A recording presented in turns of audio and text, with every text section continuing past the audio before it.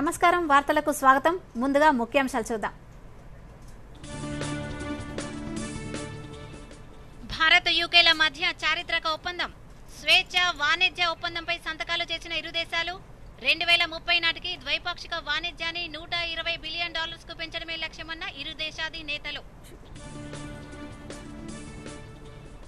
భారత్లో తయారైన ఇంజనీరింగ్ ఆహార సముద్ర ఉత్పత్తులకు యూకే మార్కెట్లో మెరుగు కానున్న అవకాశాలు 99% భారత ఎగుమతులపై తగ్గనున్న సుంకాలు ఎఫ్టీఏతో యూకే భారత్ల మధ్య వాణిజ్యం మరింత పెరుగుతుందన్న ప్రధాని మోదీ ఢిల్లీలో కాంగ్రెస్ ఎంపీలకు కులగణనపై అవగాహన కార్యక్రమం తెలంగాణలో నిర్వహించిన కులగణన దేశానికి ఆదర్శమన్న రాహుల్ గాంధీ దేశానికి ఒక దిశను చూపించేలా survey నిర్వహించామన్న Revanth Reddy హెచ్ఐసిసిలో Investopia global సదస్సు హాజరైన మంత్రి శ్రీధర్ బాబు యూఏఈ మంత్రి అబ్దుల్లా ఖాన్ రాష్ట్రంలో పెట్టుబడులు పెట్టేందుకు ముందుకు రావాలని యూఏఈ పారిశ్రామికవేత్తలకు పిలుపు రాష్ట్ర వ్యాప్తంగా మధ్యాహ్నం నుంచి జోరుగా వర్షాలు హైదరాబాద్లో భారీ వర్షంతో స్తంభించిన ట్రాఫిక్ అప్రమత్తంగా ఉండాలని అధికారులను ఆదేశించిన సీఎం రేవంత్ రెడ్డి పార్లమెంటులో కొనసాగుతున్న ప్రతిష్టంభన బీహార్లో ఓటర్ల జాబితా సవరణపై చర్చకు విపక్షాల డిమాండ్ ఉభయ సభలు రేపటికి వాయిదా రష్యాలో ఘోర విమాన ప్రమాదం అమూర్ ప్రాంతంలో కుప్పకూలిన విమానం 49 మంది మృతి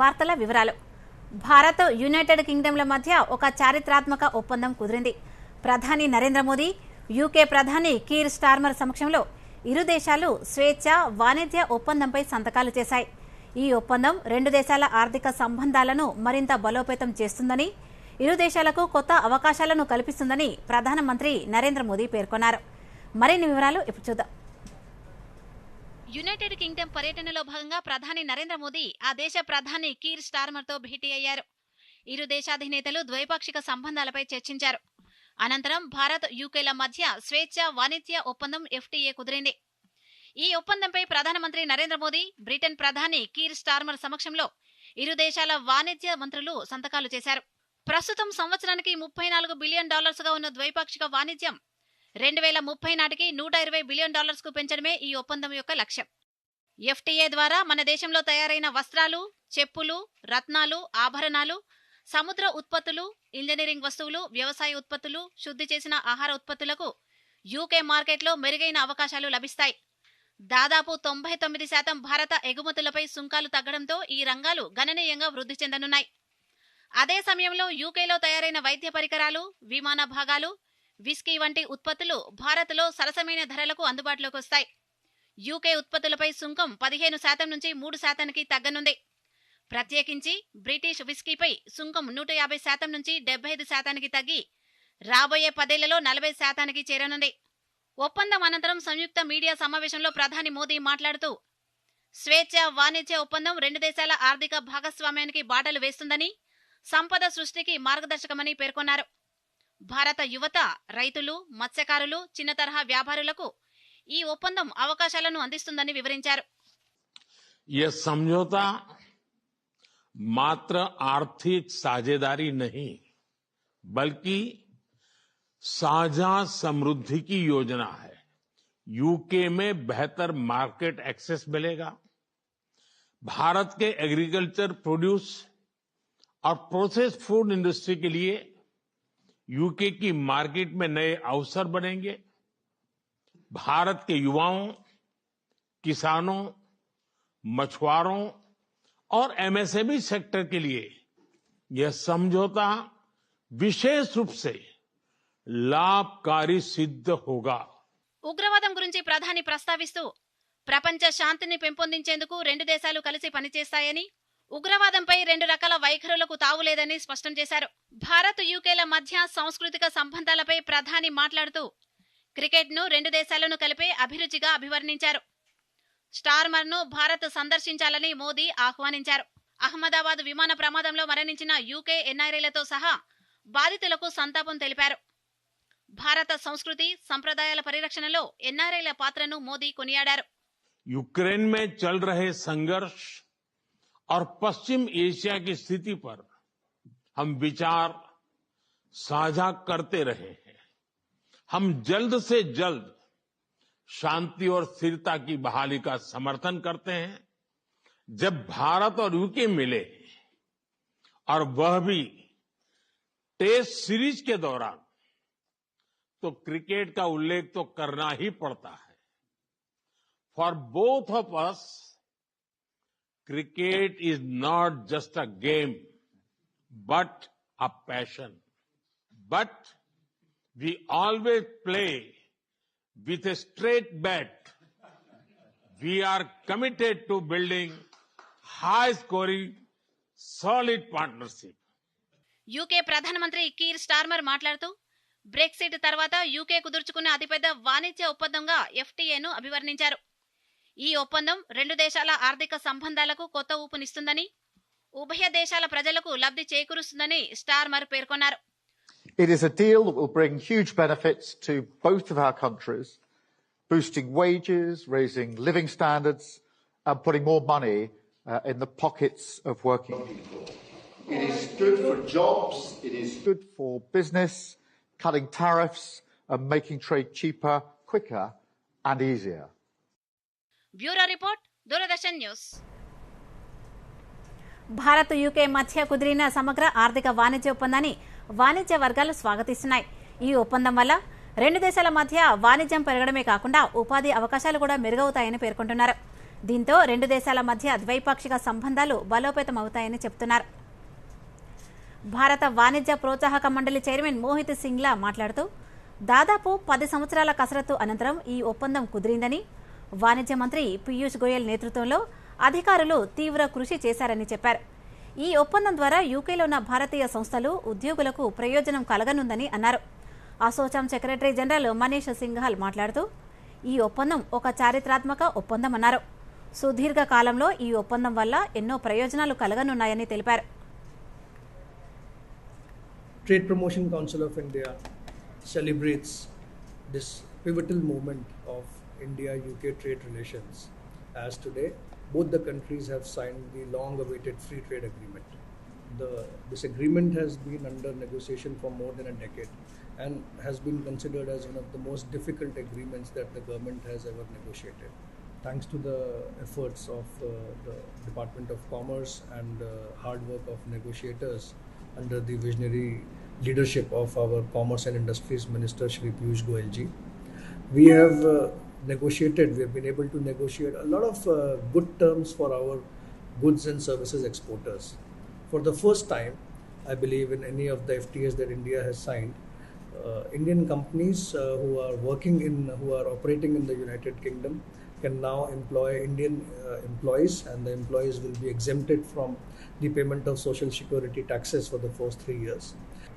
Overall, if you see, this agreement actually has very, very positive long-term implications, because we are not only talking in terms of doubling our trade to 120 billion by 2030, we are also looking at some very strategic initiatives in terms of cooperation in startup innovation ecosystem, defense cooperation, and also looking at some of the aspects which have been being covered in some of the previous FTAs. Telangana CM Revanth Reddy రాష్ట్ర కాంగ్రెస్ నేతలు అంచనాలకు మించి రాణించారని ఆ party అగ్రనేత రాహుల్ గాంధీ అన్నారు. ఢిల్లీ పర్యటనలో CM Revanth Reddy సామాజిక, ఆర్థిక, రాజకీయ, కుటుంబ సర్వే నిర్వహించిన విధానంపై కాంగ్రెస్ ఎంపీలకు ప్రజెంటేషన్ ఇచ్చారు. ఢిల్లీలోని ఇందిరాభవన్లో జరిగిన ఈ కార్యక్రమంలో కాంగ్రెస్ అగ్రనేతలు మల్లికార్జున ఖర్గే, రాహుల్ గాంధీ, ప్రియాంక గాంధీ, కేసీ వేణుగోపాల్ ఎంపీలు పాల్గొన్నారు. ఈ సందర్భంగా రాహుల్ గాంధీ మాట్లాడుతూ కులగణన నిర్వహణ అంత తేలిక కాదని, అయినా తెలంగాణలో సీఎం రేవంత్ రెడ్డి ఈ సర్వేను విజయవంతంగా చేపట్టారని ప్రశంసించారు. భారత్లో తెలంగాణకున్న స్థాయిలో డేటా మరే రాష్ట్రంలోనూ లేదన్నారు. దేశంలో కులగణన నిర్వహణకు ఇది మార్గదర్శిగా నిలుస్తుందని రేవంత్ రెడ్డి చెప్పారు. Do the caste census in the spirit that it should have been done. You can do something in the right spirit and then you can do it incompetently. So they did it in the right spirit, and I can say with certainty that the level of competence with which they've done it, this is a milestone for social justice in the country. This is now going to define how the national caste census is done. The caste census was not done in closed bureaucratic rooms.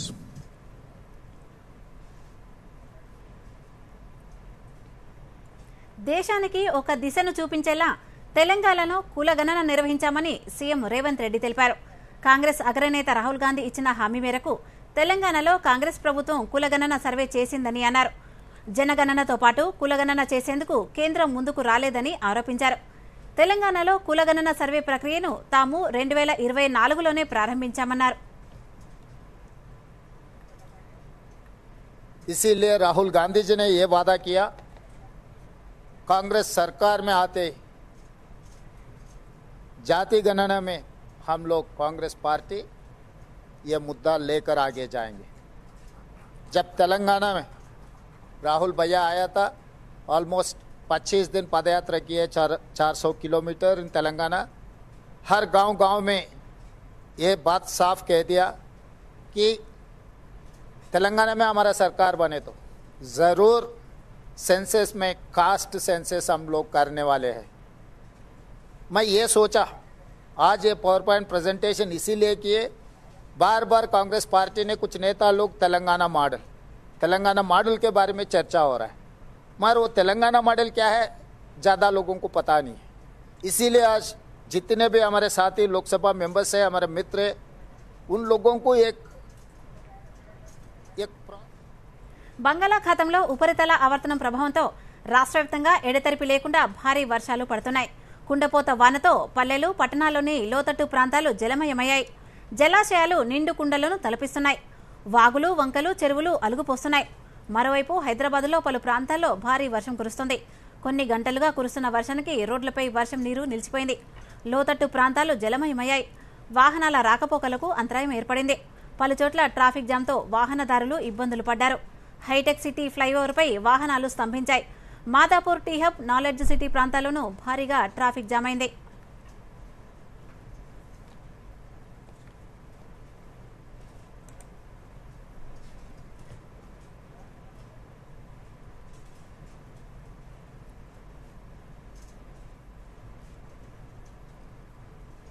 ఇప్పుడు చిన్న విరామం తీసుకుందాం. Retirement తర్వాత వ్యవసాయం చేస్తాను. తుఫాను clean bowled చేస్తుంది. ప్రతి విపత్తును తరిమి కొడతాను. పంట బీమానా? కేవలం బీమా కాదు, క్షేమ. 100కు పైగా పంటలకు బీమా. ఎకరానికి 499 రూపాయల నుండి సత్వర సులభమైన చెల్లింపు. అత్యంత అవసరమైనప్పుడు క్షేమ ఉంటుంది తోడు. ఇప్పుడే కాల్ చేయండి లేదా యాప్ ను డౌన్లోడ్ చేసుకోండి. క్షేమ జనరల్ ఇన్సూరెన్స్. మీరేం చూస్తున్నారు నాన్న? నువ్వే అంటుంటావుగా, స్టాక్ మార్కెట్ లో కొంచెం ఆలోచించి అర్థం చేసుకుని ఇన్వెస్ట్ చేయాలని. అందుకే కాస్త జ్ఞానం సంపాదిస్తున్నాను. ఎవరి నుంచి? అదే ఒక స్టాక్స్ ఎక్స్పర్ట్ ఉన్నాడు, గొప్ప ఎడ్యుకేషనల్ వీడియోలు చేస్తూ ఉంటాడు. దాంతో పాటు మంచి ఇన్వెస్ట్మెంట్ టిప్స్ కూడా ఇస్తాడు. నాన్న, ఈ వీడియోలని నమ్మకండి. మీ రీసెర్చ్ స్వయంగా చేసుకోండి లేదా సెబీ రిజిస్టర్డ్ ఇన్వెస్ట్మెంట్ అడ్వైజర్ ని సంప్రదించండి. ఎడ్యుకేషన్ పేరుతో కొంతమంది ఇన్ఫ్లుయెన్సర్లు తరచూ ఇన్వెస్టర్ ని తప్పుదారి పట్టిస్తూ ఉంటారు. నష్టపోయేది మీరే.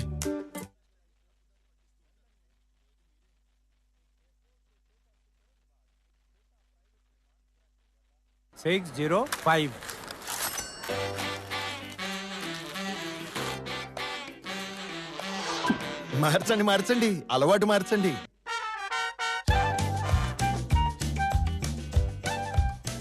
మార్చండి, అలవాటు మార్చండి. ఇప్పుడు దగ్గరలో ఉన్న బ్యాంకుకి వెళ్లి పాత నోట్లు మార్చండి. బ్యాంక్ వీల్లేదంటే ఆర్బీఐ ఒంబడ్స్మన్ కి ఫిర్యాదు చేయండి. ఆర్బీఐ అంటుంది, విషయాలు తెలుసుకోండి, జాగరూకంగా ఉండండి. వార్తలకు తిరిగి స్వాగతం. ఉత్తర బంగాళాఖాతం మధ్య ప్రాంతంలో ఏర్పడిన అల్పపీడనం కారణంగా తెలంగాణలో ఇవాళ రేపు భారీ వర్షాలు కురిసే అవకాశం ఉందని వాతావరణ శాఖ వెల్లడించింది. అన్ని జిల్లాల్లో తేలికపాటి నుంచి మోస్తరు వర్షాలు కురుస్తాయని, అక్కడక్కడ ఉరుములు, మెరుపులు, ఈదురు గాలులతో కూడిన భారీ వాన పడుతుందని హైదరాబాద్ వాతావరణ కేంద్రం డైరెక్టర్ కె నాగరత్నం పేర్కొన్నారు. ఇవాళ జయశంకర్, భూపాలపల్లి, ములుగు, భద్రాద్రి కొత్తగూడెం, సూర్యాపేట, మహబూబాబాద్, వరంగల్, హన్మకొండ జిల్లాలో భారీ వర్షాలు కురిసే అవకాశం ఉందని తెలిపారు. ఈ జిల్లాలకు ఎల్లో హెచ్చరికలు జారీ చేసినట్లు తెలిపారు. రేపు ఆదిలాబాద్, కొమరంభీం, ఆసిఫాబాద్, మంచిర్యాల, నిర్మల్, నిజామాబాద్, జయశంకర్, భూపాలపల్లి, ములుగు, భద్రాద్రి కొత్తగూడెం, ఖమ్మం, వరంగల్, హన్మకొండ, జనగాం, మెదక్, కామారెడ్డి జిల్లాలకు భారీ వర్ష సూచన ఉందని వెల్లడించారు. గంటకు 30 నుంచి 40 కిలోమీటర్ల వేగంతో ఈదురుగాలులు వీస్తాయన్నారు. Today and tomorrow, Telangana has been issued yellow warnings. Along with the moderate rains, Telangana is likely to receive moderate rains and heavy rains at 1 or 2 places in Jaishankar, Bhupalpalli, Mulgu, Bhadradri, Hanmakonda, Warangal, Mahbubabad and Khammam area. And tomorrow also heavy rainfall warnings have been issued over northern districts and northeast districts and the adjoining districts of the northeast. And under its influence, Adilabad, Komarambim, Jaishankar, Bhupalpalli, Mulgu, Hanmakonda, Warangal, Bhadradri, Kottagudem, Mahbubabad, Suryapet, Khammam are likely to receive moderate to heavy rainfall tomorrow, and thereafter the moderate rains are likely to occur at few places over the Telangana. తెలంగాణలో భారీ వర్షాలు కురుస్తున్న నేపథ్యంలో అధికార యంత్రాంగాన్ని CM Revanth Reddy అప్రమత్తం చేశారు. ఢిల్లీ పర్యటనలో ఉన్న సీఎం అక్కడి నుంచే సీఎంఓ అధికారులతో మాట్లాడారు. అన్ని జిల్లా కలెక్టర్లు, వివిధ విభాగాల అధికారులు సమన్వయంతో పనిచేసేలా దిశానిర్దేశం చేయాలని ఆదేశించారు. లోతట్టు ప్రాంతాల్లో సహాయక చర్యలు చేపట్టాలని సీఎం సూచించారు. నీటి ఉధృతి ఉన్న ప్రాంతాల్లో ప్రజలను అప్రమత్తం చేయాలన్నారు. ఆస్తి, ప్రాణనష్టం జరగకుండా అన్ని జాగ్రత్తలు తీసుకోవాలని తెలిపారు. ఎలాంటి పరిస్థితులు వచ్చినా ఎదుర్కొనేందుకు సిద్ధంగా ఉండాలన్నారు. ప్రజలకు సాయం చేసేందుకు అధికారులు జిల్లాలోనే అందుబాటులో ఉండాలని సీఎం రేవంత్ రెడ్డి ఆదేశించారు.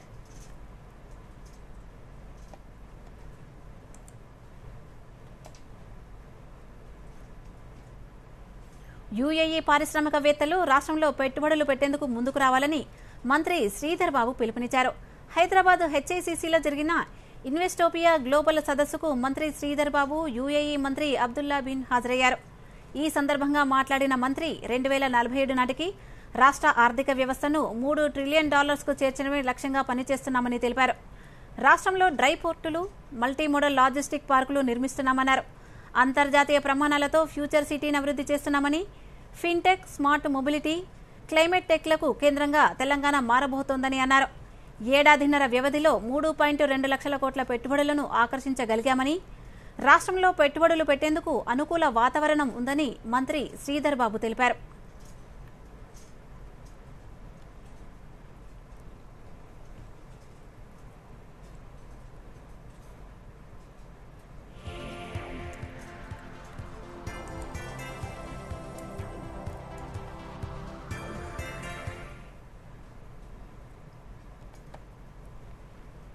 ఫోన్ ట్యాపింగ్ చేస్తున్నట్లు బీఆర్ఎస్ నేతలు ప్రభుత్వంపై ఆరోపణలు చేస్తున్నారని, ఆ అవసరం తమ ప్రభుత్వానికి లేదని విప్ ఆది శ్రీనివాస్ అన్నారు.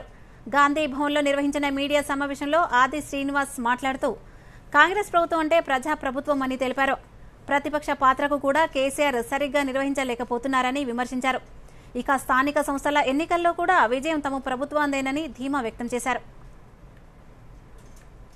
ఈరోజు చట్టాన్ని గౌరవించాల్సింది పోయి ఈరోజు వాళ్ళు ఈ టెలిఫోన్ ట్యాపింగ్ లో మేమేదో టెలిఫోన్ ట్యాపింగ్ చేస్తున్నాం చెప్పినటువంటి ఓ దురుద్దేశాన్ని అపవాదును ఈరోజు మాకు అందించేటువంటి, మాకు చెప్పేటువంటి ప్రయత్నం చేస్తున్నారు.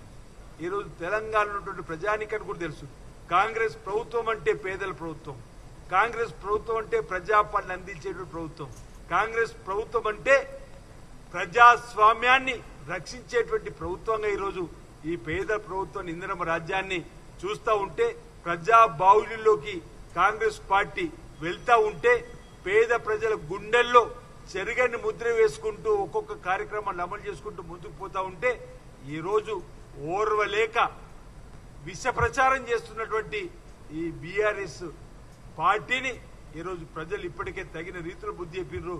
రేపు స్థానిక సంస్థల ఎన్నికల్లో కూడా బుద్ధి చెప్పేటువంటి కార్యక్రమం చేస్తున్నారని చెప్పిన మాట సందర్భంగా. వార్తల్లో మరో విరామం తీసుకుందాం. రిటైర్మెంట్ తర్వాత వ్యవసాయం చేస్తాను. తుఫాను క్లీన్ బౌల్డ్ చేస్తుంది. ప్రతి విపత్తును తరిమి కొడతాను. పంట బీమానా కేవలం బీమా కాదు, క్షేమ 100కు పైగా పంటలకు బీమా. ఎకరానికి $499 నుండి సత్వర సులభమైన చెల్లింపు. అత్యంత అవసరమైనప్పుడు క్షేమ ఉంటుంది తోడు. ఇప్పుడే కాల్ చేయండి లేదా యాప్ ను డౌన్లోడ్ చేసుకోండి. క్షేమ జనరల్ ఇన్సూరెన్స్. ఈ విషయాలకు కూడానే అన్ని ప్రాపర్ గా జరుగుతాయి. నిన్న అతని బ్యాంక్ అకౌంట్ లో 15,000 రూపాయల ఫ్రాడ్ జరిగింది తెలుసా? అయినా ఏ టెన్షన్ లేదు అతనికి. చూడు, టెన్షన్ ఎందుకు, నా తప్పేం లేదుగా. అయినా ఫ్రాడ్ జరిగినప్పుడు నేను వెంటనే బ్యాంక్ ఇన్ఫార్మ్ చేసేసా. ఆర్బీఐ అంటుంది, మీ అకౌంట్ లోంచి ఎవరైనా మోసంగా డబ్బు తీసినట్టయితే బ్యాంకుకి వీలైనంత త్వరగా ఇన్ఫార్మ్ చేయండి. 3 రోజుల్లోగా చేస్తే ఏ నష్టం ఉండదు. ఎంత లేట్ చేస్తే అంత ఎక్కువ నష్టం. ఇంకోటి, అన్ని జరిగిపోవు, ప్రాపర్ గా జరిపించాల్సి వస్తుంది. ఆర్బీఐ అంటుంది, విషయాలు తెలుసుకుంటే జాగరూకంగా ఉండండి. వార్తలకు తిరిగి స్వాగతం. తెలంగాణలో మరోసారి బీఆర్ఎస్ కాంగ్రెస్ పొత్తు రాజకీయాలు బయటపడ్డాయని బీజేపీ ఎంపీ డీకే అరుణ ఆరోపించారు. గతంలో ఫోన్ ట్యాపింగ్ గురించి మాట్లాడిన రేవంత్ రెడ్డి ఇప్పుడు ఆ ప్రస్తావన తీసుకురావడం లేదన్నారు. బీఆర్ఎస్ కాంగ్రెస్ మధ్య ఒప్పందం కుదిరింది అనడానికి ఇదే నిదర్శనమని పేర్కొన్నారు. నాడు పీసీసీ చీఫ్గా రేవంత్ రెడ్డి కాళేశ్వరం ప్రాజెక్టుపై విచారణ జరిపించాలని డిమాండ్ చేసినప్పటికీ అధికారంలోకి వచ్చాక బీఆర్ఎస్ పార్టీకి రేవంత్ రక్షణ కవచంగా మారారని ఆరోపించారు. ఇప్పటికైనా కాళేశ్వరం ప్రాజెక్టు అవినీతి కేసులో సీబీఐ విచారణకు కోరి కాంగ్రెస్ ప్రభుత్వం తమ చిత్తశుద్ధిని చాటుకోవాలని డీకే అరుణ సూచించారు.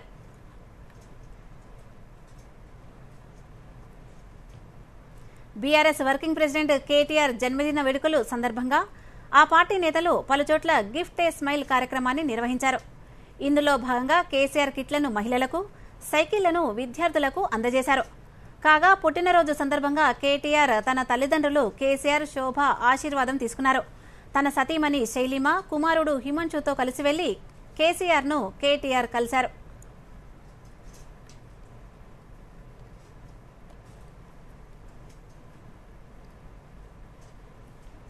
కేంద్ర రైల్వే శాఖ మంత్రి అశ్విని వైష్ణవ్ను మల్కాజ్గిరి లోక్సభ సభ్యులు ఈటెల రాజేందర్ కలిశారు.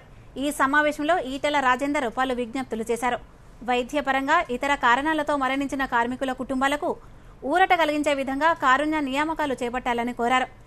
ఆసియా ఖండంలోనే అతిపెద్ద ఆదివాసీల పండుగ మేడారం సమ్మక్క సారక్క జాతరకు సదుపాయాలు కల్పించే భాగంలో రైల్వే లైన్ నిర్మాణానికి సాధ్యాలను పరిశీలించి భక్తులకు రవాణా సౌకర్యాలు సులభతరం చేయాలని కోరారు. అయోధ్య క్రాస్ రోడ్డు వద్ద ఆర్ఓబీ త్వరగా నిర్మాణం చేపట్టాలని కోరారు.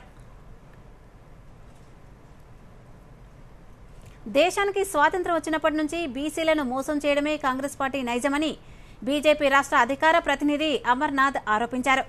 మహబూబ్నగర్ జిల్లా కేంద్రంలోని బీజేపీ కార్యాలయంలో ఆయన మీడియాతో మాట్లాడుతూ స్థానిక ఎన్నికల్లో 42% రిజర్వేషన్ల నుంచి కామారెడ్డి బీసీ డిక్లరేషన్ దాకా అడుగడుగునా కాంగ్రెస్ పార్టీ బీసీలను మోసం చేయాలని ప్రయత్నిస్తోందని తెలిపారు. ఎన్నికల హామీ మేరకు బీసీలకు 42% రిజర్వేషన్లు అమలు చేయాల్సిందేనని అమర్నాథ్ డిమాండ్ చేశారు. మొదటి నుంచి కాంగ్రెస్ పార్టీ ఈ దేశానికి స్వాతంత్రం వచ్చిన రోజు నుంచి కూడా కాంగ్రెస్ పార్టీ అప్పుడున్న ప్రధానమంత్రి నెహ్రూ గారి దగ్గర నుంచి మొన్న సోనియా గాంధీ గారి వరకు కూడా ఏ రోజు ఎవ్వరు కూడా రిజర్వేషన్స్కు అనుకూలంగా మాట్లాడలేదు. ప్రతిసారి రిజర్వేషన్స్కు వ్యతిరేకంగానే మాట్లాడారు. ముఖ్యమంత్రి గారికి నేను చెప్పాల్సిన విషయం ఏంటంటే, మీరు ఎవరిని మెడలు వంచాల్సిన అవసరం లేదు. సింపుల్ 42% రిజర్వేషన్స్ మీరు బీసీలకు ఇవ్వండి, మేము దాన్ని ఒప్పుకుంటాము. మీరు ముస్లింలను మత ప్రాతిపదికన ఇవ్వాల్సిన రిజర్వేషన్స్ దీనిలో మిక్స్ చేసి ఎప్పుడైతే మీరు బిల్లు పెట్టారో ఆ రోజే మీ చిత్తశుద్ధి. పార్లమెంటు వర్షాకాల సమావేశాలు 4వ రోజు కూడా ఎలాంటి చర్చ లేకుండానే ముగిశాయి. ప్రతిపక్ష ఎంపీల నిరసనలు కొనసాగడంతో వరుసగా గురువారం కూడా సమావేశాల్లో గందరగోళ పరిస్థితులు నెలకొన్నాయి. సభ కార్యకలాపాలకు తీవ్ర అవరోధం ఏర్పడడంతో రాజ్యసభ, లోక్సభ శుక్రవారానికి వాయిదా పడ్డాయి. ఉదయం సభ ప్రారంభం కాగానే లోక్సభలో విపక్ష ఎంపీలు ఆందోళనకు దిగారు. బీహార్లో ఓటర్ల జాబితా సవరణకు వ్యతిరేకంగా పెద్ద ఎత్తున ఆందోళన చేపట్టారు. ప్లకార్డులు ప్రదర్శిస్తూ నిరసన తెలిపారు. తామిచ్చిన వాయిదా తీర్మానాలపై చర్చ చేపట్టాలని పట్టుబట్టారు. స్పీకర్ ఓం బిర్లా ఎంత నచ్చజెప్పినా సభ్యులు వినిపించుకోలేదు. దీంతో స్పీకర్ సభను మధ్యాహ్నం 2 గంటల వరకు వాయిదా వేస్తున్నట్లు ప్రకటించారు. అయితే తిరిగి మధ్యాహ్నం సభ ప్రారంభమైన తర్వాత కూడా అదే పరిస్థితి కొనసాగడంతో సభాపతి స్థానంలో ఉన్న ప్యానెల్ స్పీకర్ కృష్ణప్రసాద్ తెన్నేటి సభను శుక్రవారానికి వాయిదా వేశారు. ఇకటు రాజ్యసభలోనూ ఇదే పరిస్థితి కొనసాగింది. విపక్ష సభ్యుల నిరసనల మధ్య ఎగో సభ కూడా రేపటికి వాయిదా పడింది.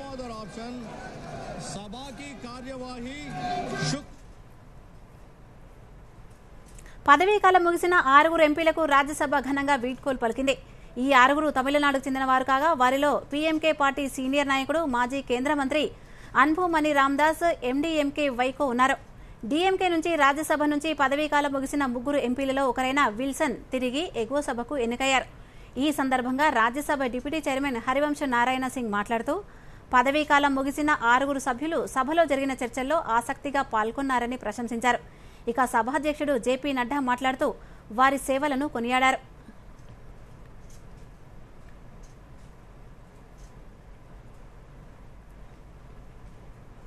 దేశం అభివృద్ధిలో ముందుకెళ్లాలంటే ప్రతి పౌరుడు సహకార విధానంలో భాగం కావాలని కేంద్ర హోంమంత్రి అమిత్ షా అన్నారు.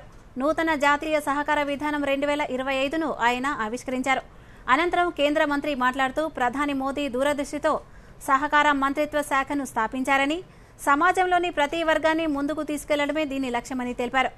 దేశంలోని ప్రతి విభాగాన్ని ఇందులో చేర్చాలని చెప్పారు.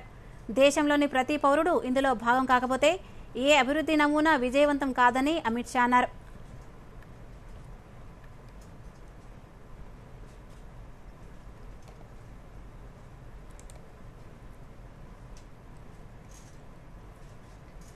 ప్రముఖ పారిశ్రామికవేత్త అనిల్ అంబానీకి చెందిన కార్యాలయంలో ఈడీ సోదాలు నిర్వహించింది. ఢిల్లీ, ముంబైలో ఈ తనిఖీలు జరిగాయి. రిలయన్స్, అనిల్ అంబానీ గ్రూప్ కంపెనీలు మనీ లాండరింగ్కు పాల్పడ్డాయన్న ఆరోపణలపై ఈడీ ఈ సోదాలు చేపట్టింది. ఢిల్లీ, ముంబై నుంచి వచ్చిన దర్యాప్తు సంస్థ బృందాలు 35 ప్రదేశాల్లో ఈ తనిఖీలు చేశారు. 25 మందిని ప్రశ్నించారు. ఈడీ ప్రాథమిక నివేదిక ప్రకారం 2017 నుంచి 2019 మధ్యకాలంలో యెస్ బ్యాంక్ నుంచి తీసుకున్న 3,000 కోట్ల రుణాలను అనిల్ అంబానీ కంపెనీలు అనుమానాస్పద రీతిలో దారిమళ్లించాయి. ఆ బ్యాంకు మాజీ ప్రమోటర్లకు లంచం ఇచ్చారన్న ఆరోపణలు ఉన్నాయి. ఇక ఇదే అంశంలో యెస్ బ్యాంక్ మాజీ ఎండీ ప్రమోటర్ రానా కపూర్పై దాఖలైన మనీ లాండరింగ్ కేసులో భాగంగా 2020లో అనిల్ అంబానీ ఈడీ ఎదుట విచారణకు హాజరయ్యారు.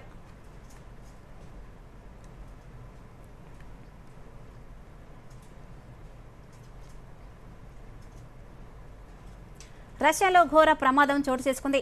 49 మందితో వెళ్తున్న ఓ ప్రయాణికుల విమానం అమూర్ ప్రాంతంలో కుప్పకూలింది. తొలుత ఈ విమానం అదృశ్యమైనట్లు వార్తలు రాగా కాసేపటికే అది కూలిపోయినట్లు అధికారులు నిర్ధారించారు.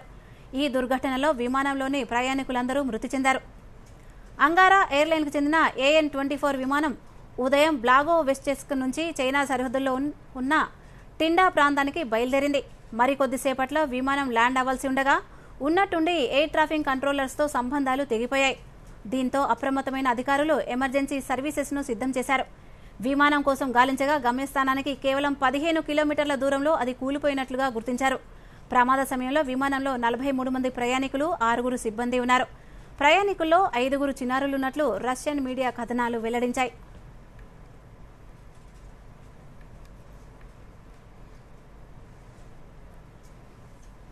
దేశీయ స్టాక్ మార్కెట్ సూచీలు మళ్లీ నష్టాల్లో ముగిశాయి. ముఖ్యంగా ఐటీ షేర్లలో అమ్మకాలు సూచీలను పడేశాయి. సెన్సెక్స్ ఉదయం 82,779 పాయింట్ల వద్ద స్వల్ప లాభాల్లో ప్రారంభం కాగా క్షణాల్లోనే నష్టాల్లోకి జారుకుంది. చివరికి 542 పాయింట్ల నష్టంతో 82,184 వద్ద స్థిరపడింది. నిఫ్టీ 157 పాయింట్ల నష్టంతో 25,062 వద్ద ముగిసింది. డాలర్తో రూపాయి మారకం విలువ 86.41గా ఉంది. సెన్సెక్స్ 30 సూచీలో ఎటర్నల్, టాటా మోటార్స్, సన్ఫార్మా, టాటా స్టీల్, టైటాన్ షేర్లు మాత్రమే లాభపడ్డాయి. మిగిలిన షేర్లన్నీ నష్టాలను చవిచూశాయి. ట్రెంట్, టెక్ మహీంద్రా, బజాజ్ ఫిన్సర్, రిలయన్స్, హెచ్సిఎల్ టెక్నాలజీస్ షేర్లు నష్టాలను చవిచూశాయి. ముఖ్యాంశాలు మరోసారి చూద్దాం. నమస్కారం. భారత్ యూకేల మధ్య చారిత్రక ఒప్పందం. స్వేచ్ఛ వాణిజ్య ఒప్పందంపై సంతకాలు చేసిన ఇరు దేశాలు 2030 నాటికి ద్వైపాక్షిక వాణిజ్యాన్ని $120 బిలియన్ కు పెంచడమే లక్ష్యమన్న ఇరు దేశాధినేతలు. భారత్లో తయారైన ఇంజనీరింగ్, ఆహార, సముద్ర ఉత్పత్తులకు యూకే మార్కెట్లో మెరుగు కానున్న అవకాశాలు. 99% భారత ఎగుమతులపై తగ్గనున్న సుంకాలు. ఎఫ్టీఏతో యూకే, భారత్ల మధ్య వాణిజ్యం మరింత పెరుగుతుందన్న ప్రధాని మోదీ. ఢిల్లీలో కాంగ్రెస్ ఎంపీలకు కులగణనపై అవగాహన కార్యక్రమం. తెలంగాణలో నిర్వహించిన కులగణన దేశానికి ఆదర్శమన్న రాహుల్ గాంధీ. దేశానికి ఒక దిశను చూపించేలా survey నిర్వహించామన్న Revanth Reddy. హెచ్ఐసిసిలో Investopia global సదస్సు. హాజరైన మంత్రి శ్రీధర్ బాబు, యుఏఈ మంత్రి అబ్దుల్లా ఖాన్. రాష్ట్రంలో పెట్టుబడులు పెట్టేందుకు ముందుకు రావాలని యుఏఈ పారిశ్రామికవేత్తలకు పిలుపు. రాష్ట్ర వ్యాప్తంగా మధ్యాహ్నం నుంచి జోరుగా వర్షాలు. హైదరాబాద్లో భారీ వర్షంతో స్తంభించిన ట్రాఫిక్. అప్రమత్తంగా ఉండాలని అధికారులను ఆదేశించిన సీఎం రేవంత్ రెడ్డి. పార్లమెంటులో కొనసాగుతున్న ప్రతిష్టంభన. బీహార్లో ఓటర్ల జాబితా సవరణపై చర్చకు విపక్షాల డిమాండ్. ఉభయ సభలు రేపటికి వాయిదా. రష్యాలో ఘోర విమాన ప్రమాదం. అమూర్ ప్రాంతంలో కుప్పకూలిన విమానం. 49 మంది మృతి. దూరదర్శన్ యాదగిరి వార్తలను ఇప్పుడు సోషల్ మీడియాలో కూడా చూడొచ్చు. యూట్యూబ్ అయితే డిడి న్యూస్ తెలంగాణ, ఎక్స్ వేదికగా అయితే DD news Telangana @DD Yadagiri news, Facebook అయితే డిడి న్యూస్ తెలంగాణలో చూసి సబ్స్క్రైబ్ చేసి లైక్ చేయండి, షేర్ చేయండి.